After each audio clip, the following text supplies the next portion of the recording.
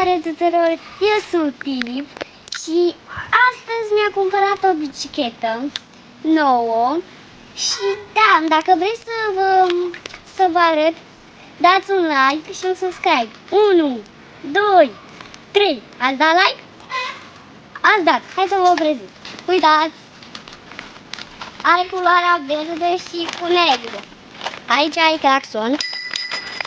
Și aici este un din ăsta, nu știu cum se numește, o sticlă de apă de goală și a nouă din ăsta să nu mai piși pe spate cum sari.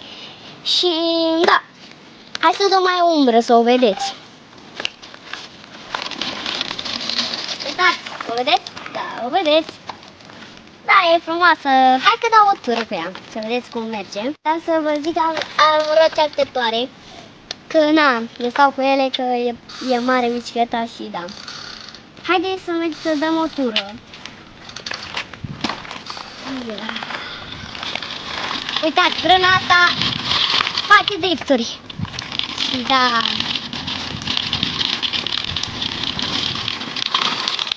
Bun, vă place, da, e nou. Hai să-l facem. Dacă vreți până jos, nu putem, că este foarte cald. Hai, dacă putem, hai să mergem. Nu mergem, nu merg. Și da, bicicleta asta merge cu spatele. Aici apă, claxon. Și da. Astea nu le-am făcut eu. Mi le-a cumpărat tata. Și hai să vă arăt și pe aia veche. Comparații. Și asta este accidentată, este bușită, are roțile sparte. Da, să știți că eu mi-am dat asta jos. Aveam ceva. Claxonul încă merge.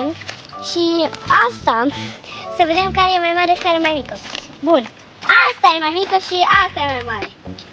Comparăm. Bun. Și da, este de vârsta mea. Hai să mai dăm o tură cu asta un pic. Să vedem dacă putem. Dacă e noastră la spate, aia e. Ce are?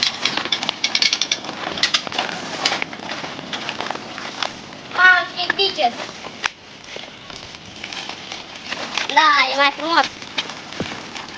Da, e mai frumos. Da. De data viitoare, pa, pa!